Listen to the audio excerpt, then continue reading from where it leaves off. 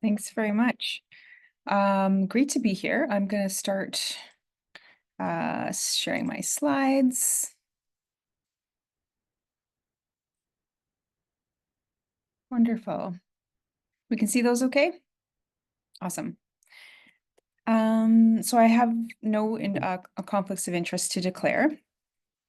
I do want to start by acknowledging a few things. The first is that the University of Manitoba campuses are located on the traditional territories of the Anishinaabe, Innu, Anishinaabe, Dakota, and Dene peoples, and on the national homeland of the Red River Métis. And I want to start by telling you a bit about who I am beyond sort of my academic role and bio. And what I've learned over the past decade or so from elders, from knowledge keepers, from people who participated in this project, as well as others, is that who I am is central to the work that I'm doing. And to be able to fully engage in this work, I need to bring all of me to it. So I'm a settler of mixed European ancestry. I'm also a daughter, a sister, a mother, and a partner. I was born and grew up in southern Manitoba on Treaty 1 territory. The photo that you see was taken on the land that I grew up on, where my parents actually raised bison for quite a number of years. I grew up in the 80s and 90s, not really knowing who Indigenous people were, which Indigenous people had cared for or stewarded the beautiful prairie land that I was growing up on. I didn't learn anything about our colonial history in Canada. And I left my home to pursue a Bachelor of Nursing degree at the University of Manitoba. I practiced clinically in Winnipeg for about 10 years, primarily as an oncology nurse. And I left that clinical practice in 2016 to pursue a PhD. And my doctoral work focused a lot on barriers to accessing oncology care among Indigenous peoples in Canada. And a lot of that journey for me was actually learning about the impact of colonization and systems of oppression, like systemic racism, on Indigenous peoples, their well-being, and specifically on their access to healthcare. And the other thing that I engaged a lot in is unlearning the narratives about Indigenous peoples, trying to learn from Indigenous peoples, and trying to work to center those perspectives in my work as much as I could.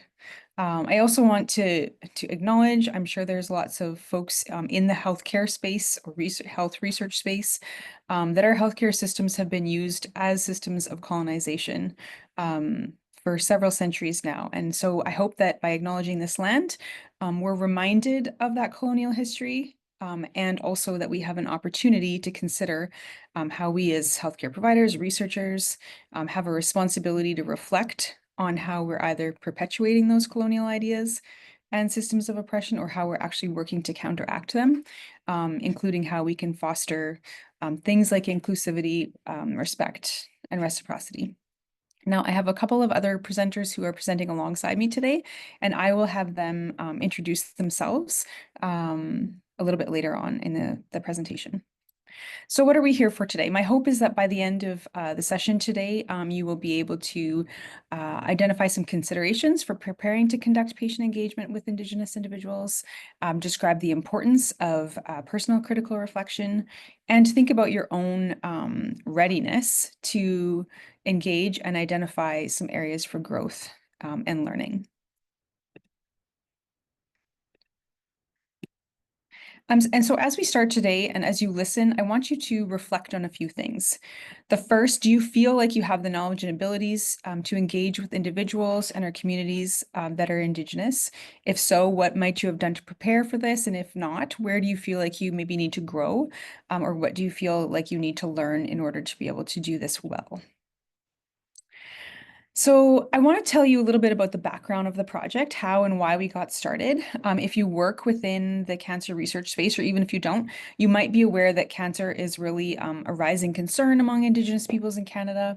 There is a growing understanding of cancer-related inequities. So for example, we know that there is research showing that Indigenous peoples as a group are diagnosed with advanced stages of cancer more often than those who are not Indigenous. But what is often missing from research is consideration of how systemic and structural factors like colonialism and racism have impacted those outcomes. And as important, or maybe more important, most research tends to privilege Western and biomedical ways of knowing, sort of deficit-based ways of understanding these inequities without really considering or taking into account Indigenous strengths, knowledges, and perspectives. And so with that in mind, and in response to the Truth and Reconciliation Commission of Canada's appeals for research to be done with Indigenous peoples,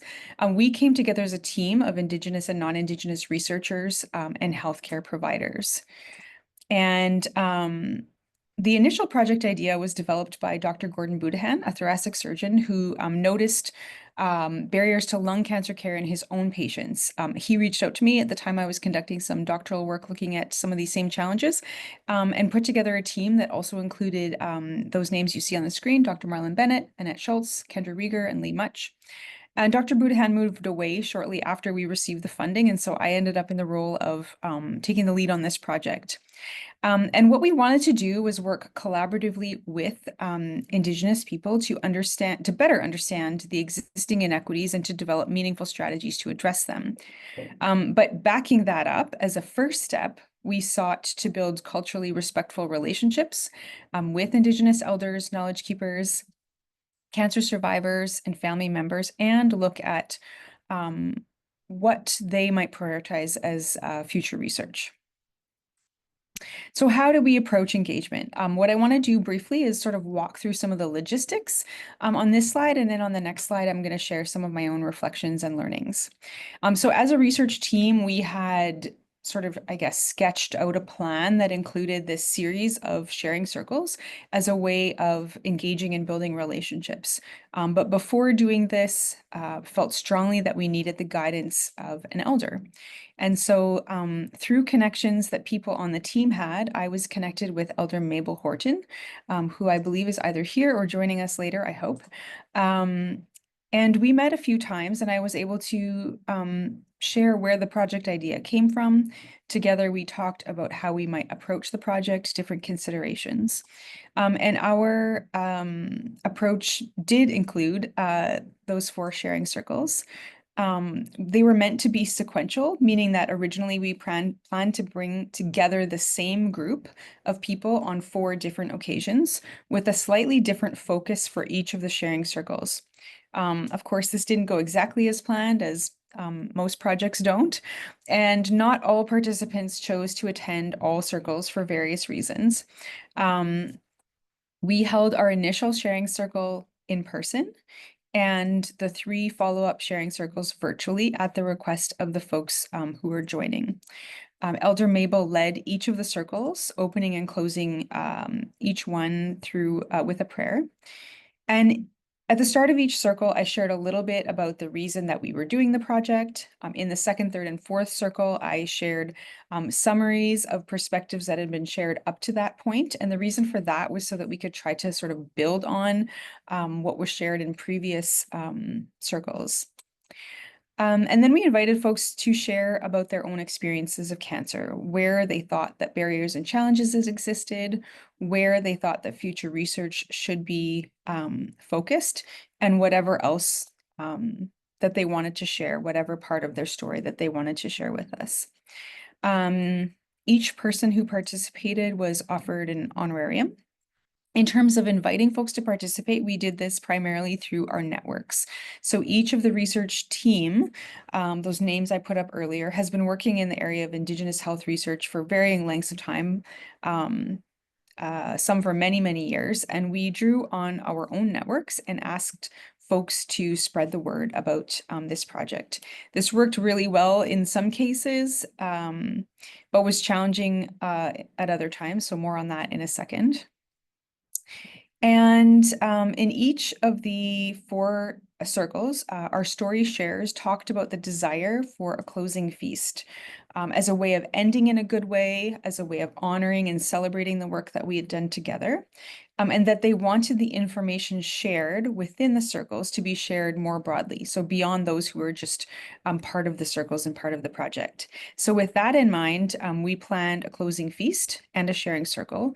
We had an incredible meal. We participated in an arts-based activity. I'll show you that on the next slide. And we were able to sort of talk together about what comes next. And then I just wanted to note as well that on the back end, I had the amazing support of Ongamazin Research. This was very helpful for arranging honorariums, finding space to hold the in-person gatherings, managing the budget, and so on. And so that was a key logistical piece that was incredibly helpful. On this slide, I've included a photo of our artwork. So we did anyone who was part of the closing feast and sharing circle had the opportunity to do some coloring, feather art, and at the end of the feast, I combined those into a single piece. So this represents some of our work that was done during the closing circle, and then the photo are some of those that were part of the closing feast as well. And then on this slide, I've got just thumbnails of a report and a 2-page infographic. So after the closing feast, I worked alongside with Jess Crawford and RA who helped in this project. And we wrote a summary report of the project and also developed a 2-page infographic really to highlight the themes from the sharing circles. So these 2 documents are intended to do a little bit of what the folks in the closing feast especially asked for, which was to share what we had done together more broadly and not have it just live within the team itself. So both are available online. If you're interested, the QR code there will take you to both of those documents. So what I wanted to do to close out my own portion of the discussion today was to talk about some of my own reflections and learnings from this project, rather than sort of spending any more time talking about what we did or what we found. Those things you can read about online, or I'm happy to talk more about later. And the reason for this is that as a non-Indigenous person engaging in this work, for me, it is every bit as important, if not more important, to do the work in here and myself as it is to do the project work out there. So I have a few points that I want to talk about. They're all very much interconnected. And I'm not sharing this to tell you how great I am or toot my own horn, but really to be transparent with others who might be interested in doing this kind of work as to how I sort of got to the place of leading this project. So first is around the importance of critical self-reflection. I've thought a lot about how I was engaging with others throughout the project, how I was interacting, the words I was using, trying to approach the circles in particular as a listener and a learner and not as a knower or an expert. I thought a lot about what I was bringing into the project in terms of my own identity as a white settler. As well as my position as a healthcare provider and researcher. Those are positions of quite a lot of power that have historically been weaponized and used to oppress Indigenous peoples in Canada and around the world. And I want to backtrack a little bit because for me, this type of reflection is an ongoing process. It's not something that was limited to this project. And so I first started engaging in this type of reflective work and learning as a PhD student through my own dissertation, as well as being part of a number of other projects that included Indigenous people and communities as partners in the research. And so I had the privilege of observing others do this and learning from watching them and from speaking to them. And I guess the other thing is that I don't see this type of reflective work as being limited to my professional life. So to help me try to continually attune myself to systems of power, privilege, that means learning a lot more about our colonial past and colonial present. So reading, listening, and so on. And that sort of leads into my second point, which is the absolute necessity of mentorship and guidance.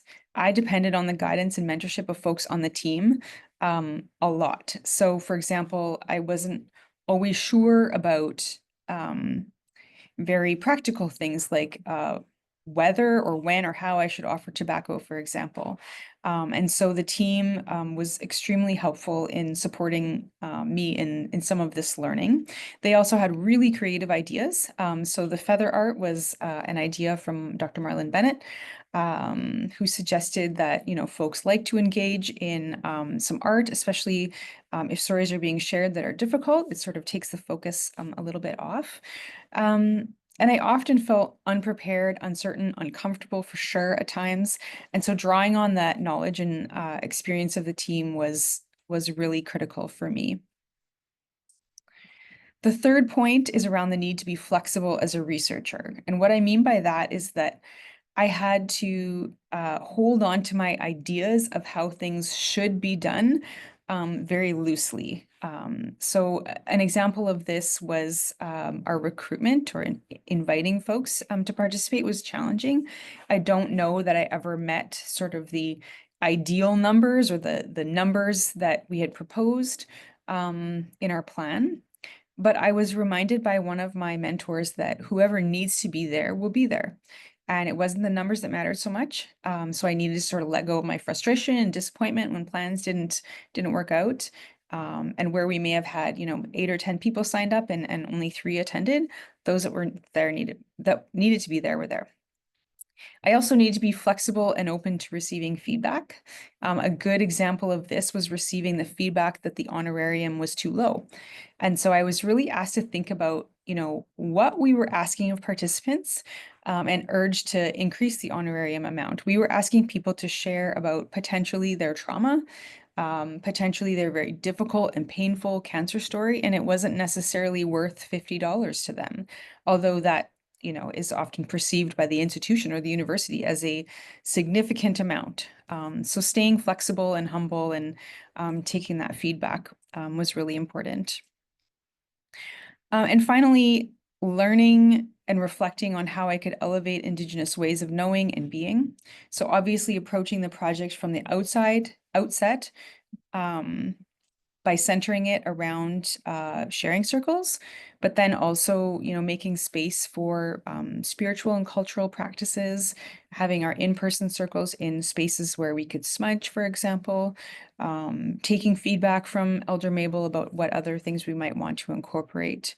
And then circling back to flexibility, centering the storytelling in the circles, which meant letting go of my need as a researcher to sort of get all of my questions answered and get all of the data that I needed, even though this wasn't research per se.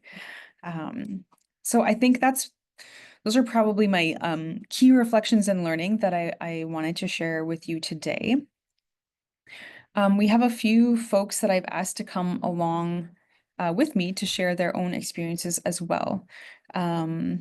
I don't see Elder Mabel Horton here, so I suppose she was not able to join us, but I have asked Florence Keeper and Brenda Longclaws, who both participated in the sharing circles, as well as Jess Crawford, who assisted me in portions of this project, to share a little bit with you on their own reflections on what being part of the project was like. And I would invite each of them to introduce themselves and share whatever reflections they would like to. So perhaps I will stop sharing my screen.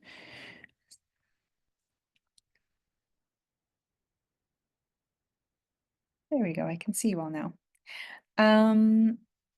Brenda, would you like to get us started and share sort of what it was like to be part of the project? Anything that really stood out to you? Yeah, I'll let you introduce yourself and take it away. Thank you, Tara. Bonjour, everybody. Wabanuguduk Dishnikas, Menese Bing Dunji, Mikanak Todem. My spirit name is Morning Cloud Woman. I come from a small Métis village in western Manitoba known as Camperville. I was had the great privilege of being growing up there until I was a young woman. And it's always going to be my home, although I live in Winnipeg now for many years and raised a family here. I'm also a member of the Turtle Clan, and it's good to be here today. Thank you for the invitation. It was really lovely to work with Tara. I really appreciated how she invited me to be part of it and the respectful relationship that we developed. I guess I want to make a few comments about the use of the circle. And when I think about the use of the sharing circle, it's a very, it sounds simple to get together in a circle and to share, but in reality, it's a very sacred space. When you ask people to come and share their stories, you have to ensure that that space is safe for them. And so there's certain protocols that have to be recognized and implemented. And one of those certainly would be having an elder be involved with those circles to give that guidance to people that are just beginning to use that method to work with others. So the use of Elder Mabel Horton, I think, was crucial to the success of the sharing circle format that Tara implemented. I think that in my involvement with the circle, there were some things that I observed, and one of them was the use of time. Again, with sharing circles, there realistically usually is not a time limit on the circles. The circles are meant to be in effect to take as long as they need to take for the people to share their stories.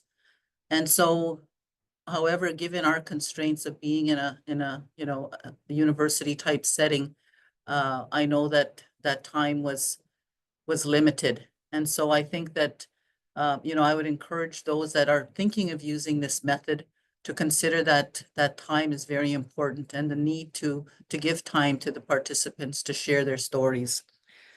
I think that will lessen any kind of discomfort they might have. And added to that, I also believe that having participants share their stories, it's very important to ensure afterwards that there be some type of follow-up with the participants to check on them, to see how they're doing. Because again, even for myself in sharing my story, you have to go back and open up a part of your life that perhaps had been closed for a long time. And in opening it up and sharing, you often bring forward those emotions.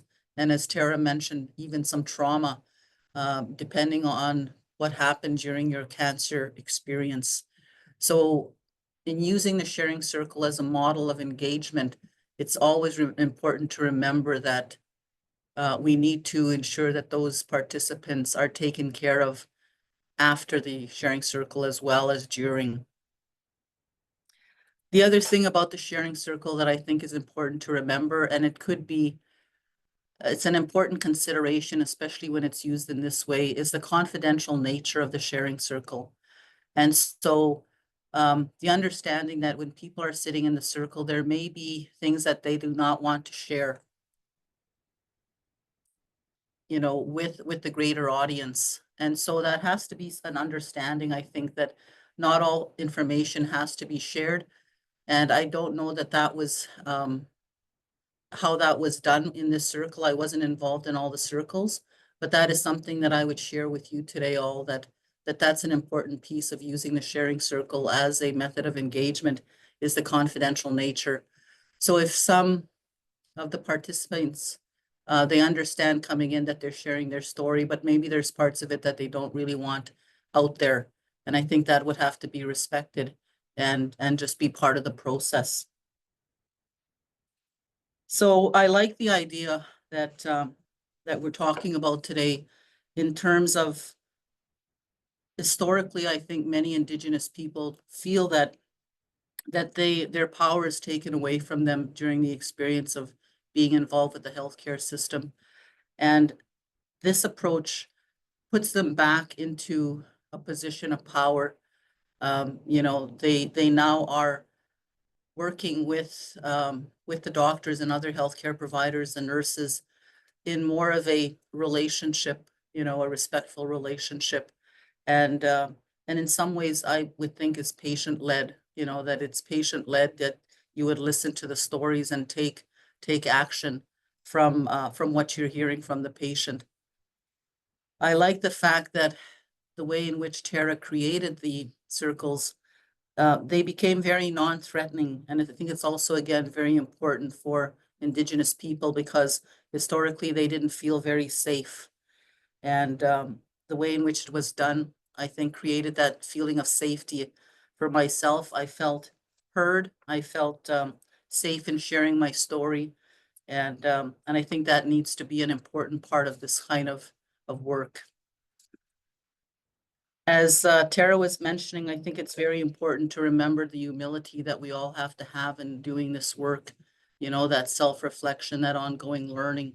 It really has to be part of this approach. And sometimes we have to let things go, as Tara says. And in our language, that there's a term for that. It's called manu. Manu, you know, my mother used to say that all the time when certain things were happening where she had no control.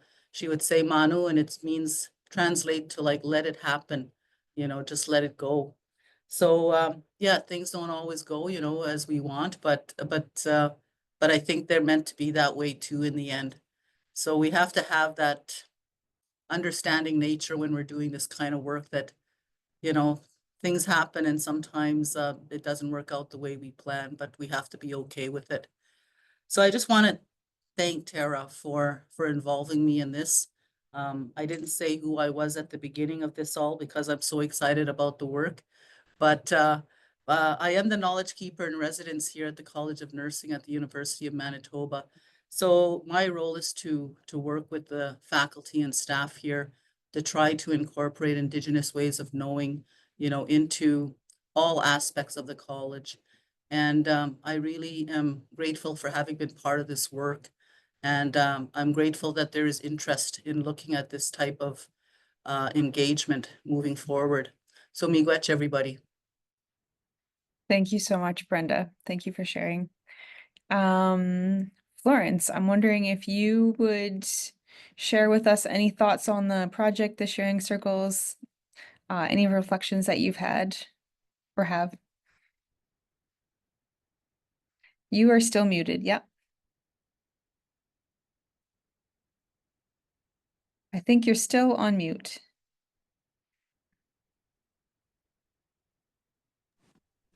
Okay.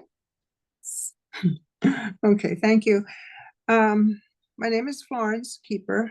I'm from Mishtawasi Cree Nation, which was formerly known as Nelson House, Manitoba. I am retired. I worked in health services for most of my career time, and a lot of the I think Brenda summed it up really well there, and I echo a lot of the things that she talked about. But I came into this group by invitation from Mabel. We're, you know, we come from the same community, and I think we have the same ambition that in terms of our people in supporting our health, the health benefits of our people. And I came into the group as caregiver, I guess. Like my mother had cancer, and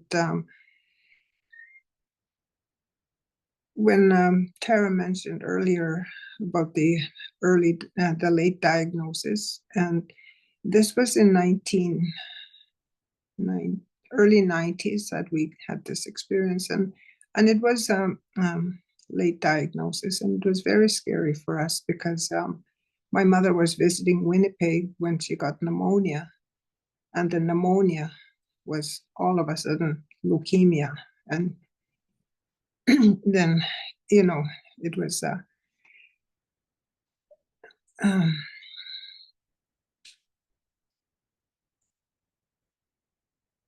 it was hard to digest all that in just a follow-up appointment with a doctor. So that took me on the journey with my mother to support her with the cancer, and we experienced a lot of difficulties. And I'm just going to, living in a remote community at that time in northern Manitoba was a challenge. That the travel into Winnipeg for all follow-up appointments and treatments and everything else that goes with having to travel.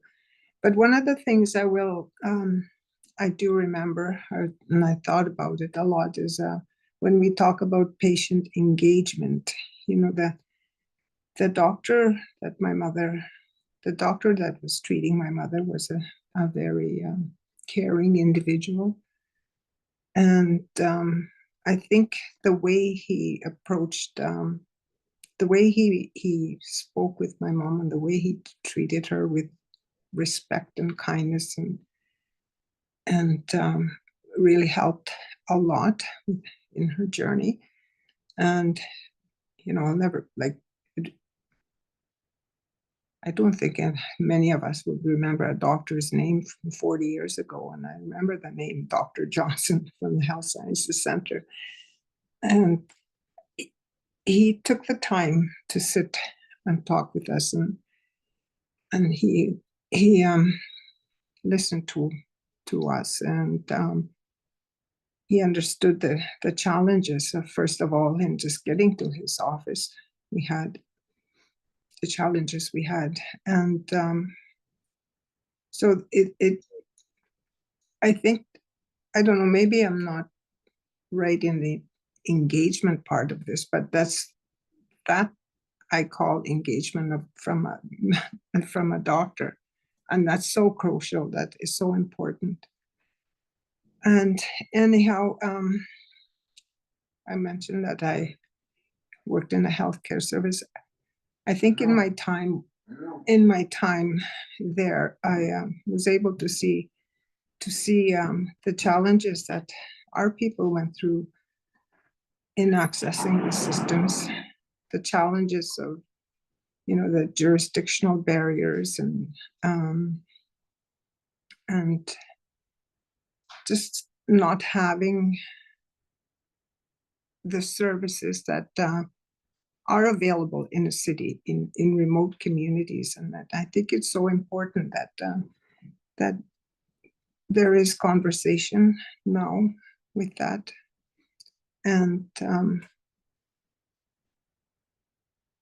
with the sharing circle we were attended, and I think that Brenda was so right about saying how safe it was in that space and how you were able to share and really share your internal feelings and the soul. And I think we need to have more of those happening going forward. Okay, I thank you for listening. Thank you, Florence. Thank you so much. And last but not least, we have Jess Crawford, who joined a little bit later in the project, but helped me with a few key pieces. And so as a research assistant, so wondering, Jess, if you want to share any reflections, thoughts, learnings, etc. Sure. Yeah. Thank you so much. I love being a fly on the wall here. My name's Jess Crawford. I use they, them pronouns. I am a 13th generation British white settler on my paternal side and third generation German settler on my maternal side. And behind me, literally and metaphorically, it is outside my window, is the beautiful Red River. And I've been really enjoying seeing all the interconnectedness, all the trails that are being made by humans and animals alike as we gather in this very cold time that we have been having. So I am also on Treaty 1, though I have been a settler across many different treaties and spaces in mostly so-called Ontario. So really happy to be here today. And as Tara mentioned, I wasn't quite a part of too much. I was part of the closing feast, and I helped sort of bring together the reports and the findings. And I encouraged Tara to share about this work because as a white settler, I'm also a graduate nursing student. And so that's kind of how I know Tara as well, and Brenda. As a graduate nursing student and somebody who's seeking to do equity work, it's really important to have role models, in particular, role models that look like you, that are, as a white person, I need role models that are white, that are doing good critical work, that are doing that self-reflection. And it sort of helps to lay the groundwork for where I can be going, and we can hold each other accountable and have challenging discussions that need to be had. So I'm glad that I have found Tara through that. I really appreciated it in the closing circle, which all of the people there welcomed me into, which was so lovely. And we had some really good food. And I love that we had different modalities to engage with drawing, coloring the feathers, and like a good amount of space for folks to share. And the point of that, besides closing in a good way, which from my understanding, Tara, you had heard from the group that is how they wanted to close in a good way, was through a feast. And I think we ordered from Feast. We did, yes. So just the intentionality behind that was really lovely. And the listening that occurred. So we had presented some of the report, and in presenting the report, we had to be self-reflective during. We had to put aside our white fragility and listen. And what we heard, similar to the story Tara told about the honorariums, I didn't know that was a discussion, that there was a sort of a gap in what seemed equitable for the experience versus what is usually allowed by the institution. So thank you for sharing that.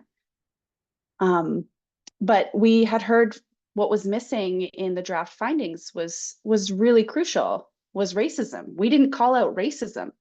And the humility that was brought forward from the group, and the vulnerability, putting aside our white fragility and hearing that and being like, oh my goodness, our whiteness prevented us from seeing that and holding that. And so really taking that feedback and with respect and thanks was really, really important to see that humility and vulnerability that Tara exuded in that moment.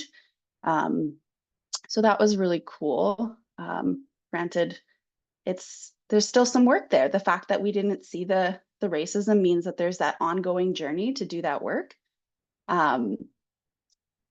Yeah, and then there was another discussion about who should be leading this work. This was a sharing circle meant to bring people together to see where research might go. This wasn't a research project. And so Tara, as a white person, sort of put out the question of like, I'm a white settler, should I be doing this work?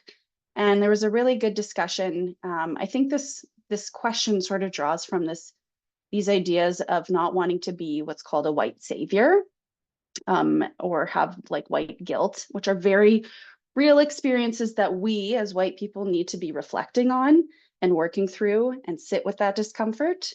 And so it was a really nice conversation with the group that Tara is somebody who's doing the work, who's leveraging her positionality, her power, her resources in the institution to support this kind of work, and amplifying, standing with, recognizing that none of us are free until we all are free. And so that was sort of the way that I felt that was brought forward.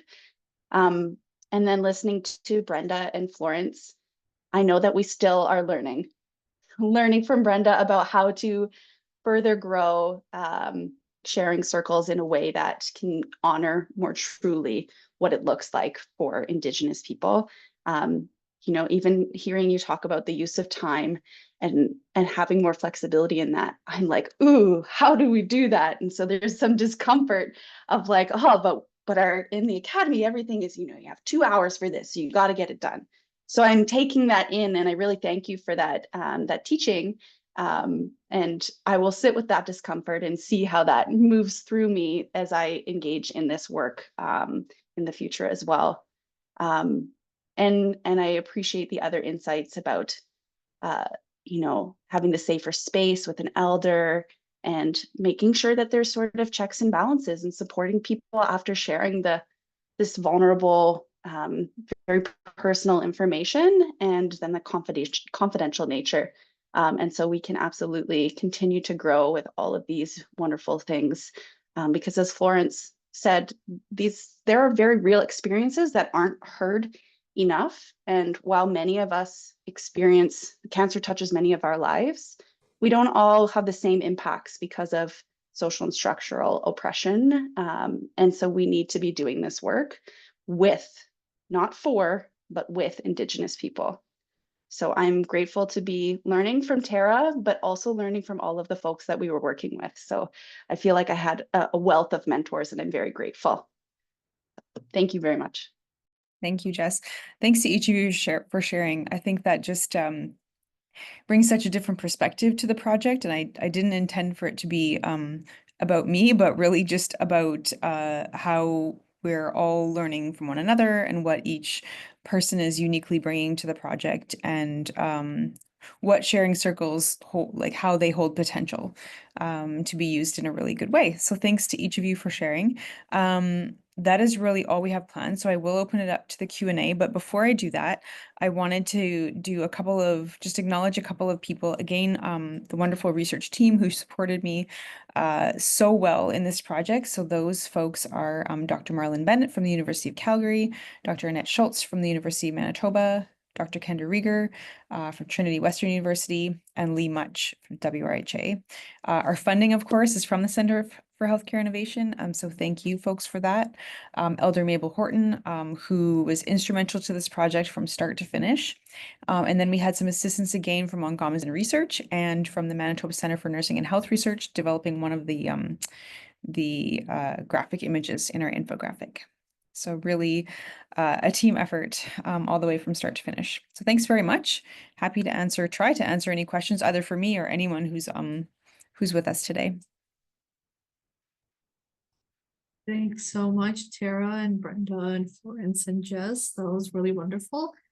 The audience is welcome to submit questions using the Q&A feature at the bottom there, and I will read them out as they come in. I did receive a couple via email to myself, actually, so I'll start with those while we have a chance.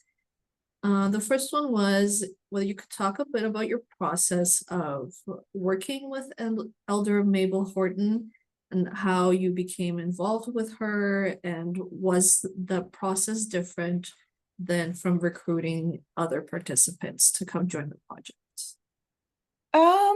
Yeah, that's a good question. So I met Mabel through one of our team members, Dr. Kendra Rieger, who had worked with her on another project. And like my process, I guess, working with Mabel is that I don't want to say it was informal, but it felt very relational. We started by going for breakfast, and we got to know who each other were as people, sort of outside of, the project and here's the things I need from you. It was let's meet and let's talk about who we are and a little bit about what I was doing. And I think we did that a few times. We would have tea or coffee or breakfast or lunch or whatever it was, just to develop that relationship first. So that was a little bit different than how we invited, I wouldn't say recruited because that sounds very researchy, but how we invited people to participate in the circles. That was more by word of mouth. So we did develop like a poster or something like that, I think.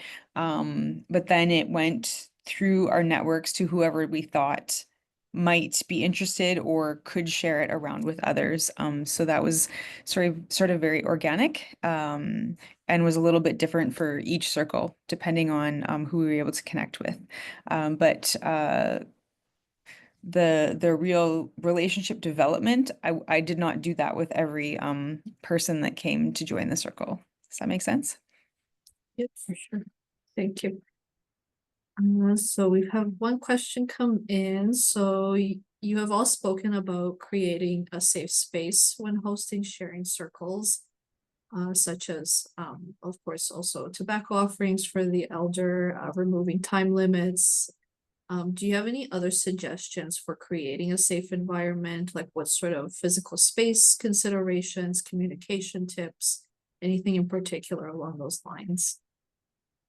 I mean, I would love to open this to Brenda and Florence because I'm the one that's trying to create it, but you're on the receiving end. So I'm curious what sticks out to you. From my perspective, like trying to, be as humble and relational as possible as far as space.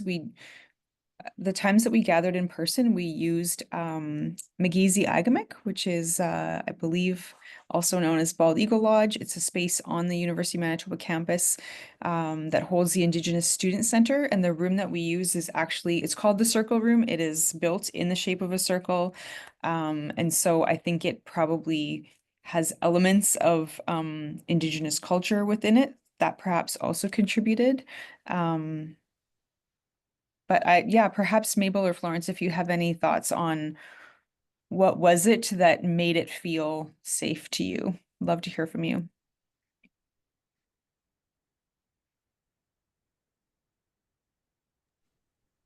Okay, I can just make a comment on that. I think it was the spaces, you bring yourself to anywhere in a doctor's office or in a hospital setting or anywhere. And it feels like it depends on how the medical professional is approaching you, and they want that they want to help. So having a safe space to talk about your experience from the beginning to the end, and feeling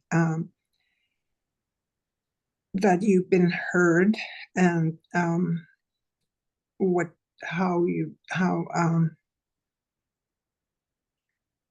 is the word now?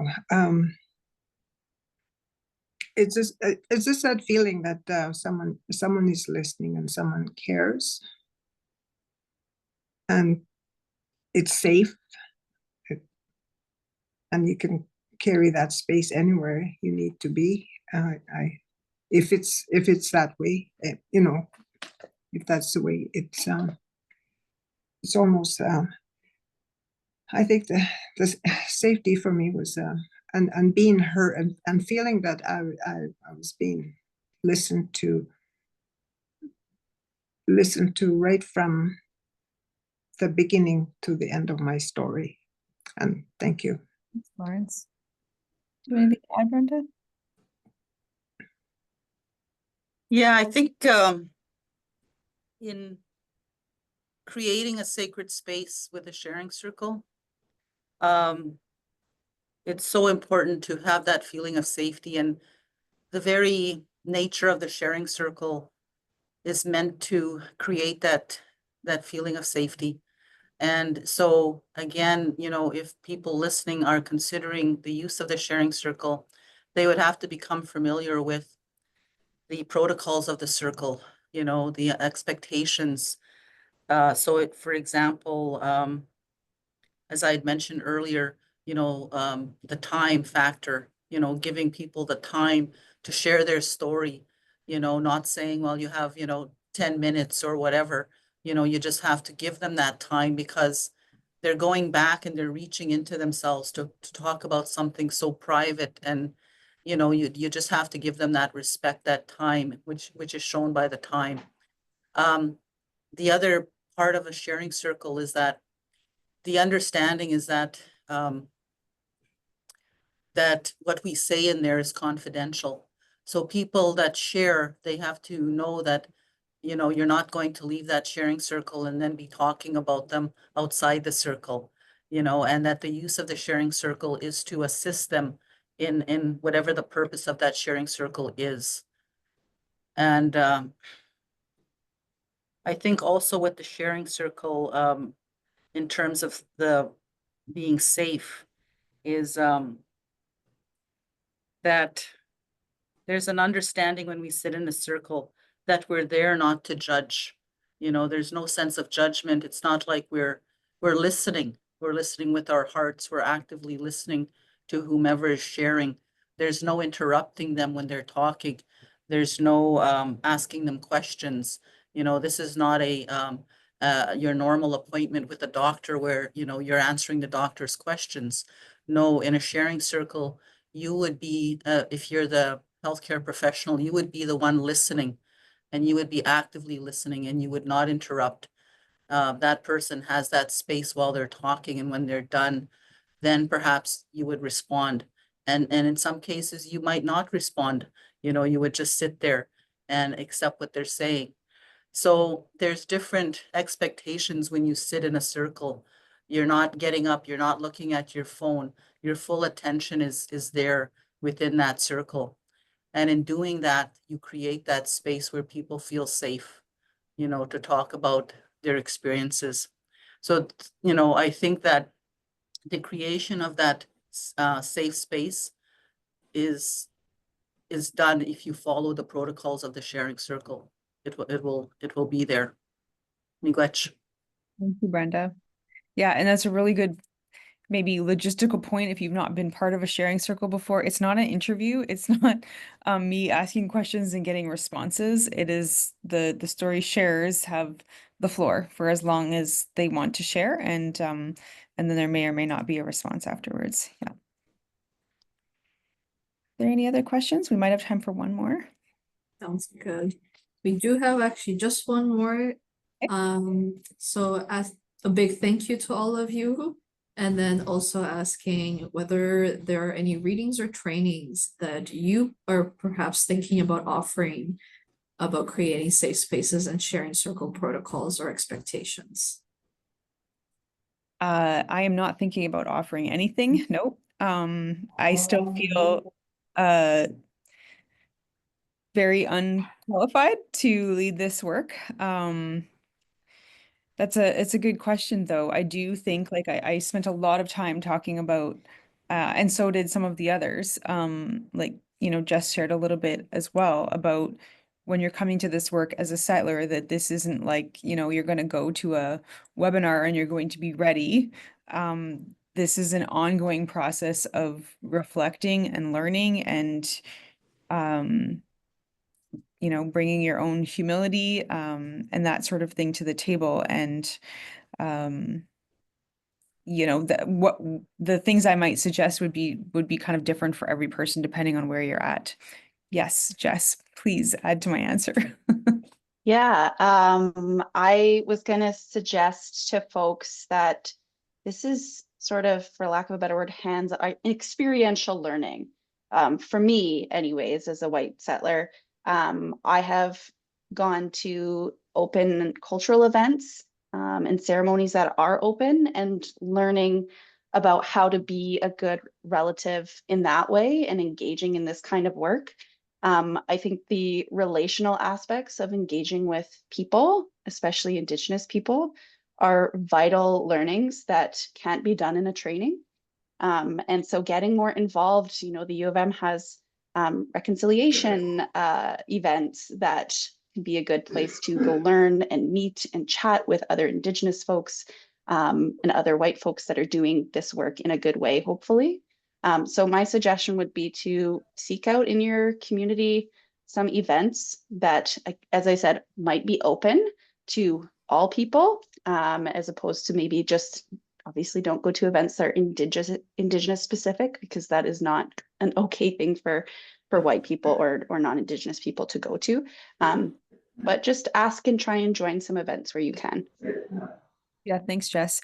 And I guess to add to that, I learned a lot myself by being part of a project that someone else was doing, where they were partnering with a number of knowledge keepers and elders, and being a part of that, I was able to learn also by experience and by conversations and that sort of thing. So those are the types of things that I would suggest you engage in versus a training session or a book. I hope that helps. Thank you all so much. Those are wonderful answers to our questions. So we are almost at time. We'll give folks a couple minutes back to their day. I just want to take a moment to thank so much to all our speakers that have joined us today. Really appreciate your time and expertise, Tara and Brenda and Florence and Jess.